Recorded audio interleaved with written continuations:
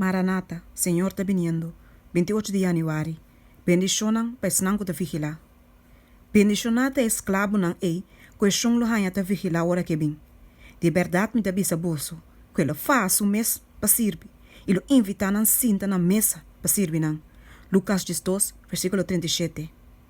Deus sempre aduna advertência de wistia nan ta viniendo. Esnanku ta bada tin fé, tem su mensaje pa nan tempo, e que a musa nan fé, de actuação de obediência na su mandamento nan, escapa for de wistia nan kwa kairi by desobediente nan, e incrédulo nan. E palavra ayega na noe, baiden e arca, abo e turrende de bocas, pasomata abo so, me amira kuto usto me dilante. Noe a obedecer e a wado salvar.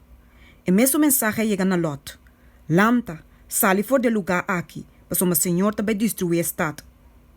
Lot apone su mes bau de proteção de mensajero nan celestial e a wado salvar. Assim é a advertência de destruição de Jerusalém, a wado na é discípulo nan de Cristo. Estão com a wak para sinal de destruição que estava vindo e que a ui for de estado, escapa for de destruição.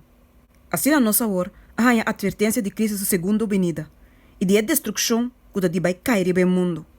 Estão com toma a advertência na sério, lo wado salvar. Passou que nós não sabe o tempo exato de sua venida, peceita wado bisana nós para vigilar. Bendicionata é esclavo não é, que chão lo hanya ta vigilar hora que bem. Lucas 2, versículo 37. Esnang está guardando a venida do Senhor, não está guardando de antecipação inútil e flor. A expectativa de Cristo sua venida, mas ter riba e não para temer Senhor, e para temer su wisdom na riba transgressor não. E tá, para assim não consciente de gran pica de rechazamento de sua oferta na de misericórdia. Esnang está guardando riba Senhor, mas te purificar na alma não, dor de obediência na verdade.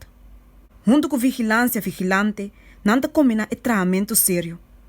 Passou que não sabe que o Senhor está na porta, não zelo está a estimular para trazer junto com inteligência não divino, de obra para a salvação de alma não.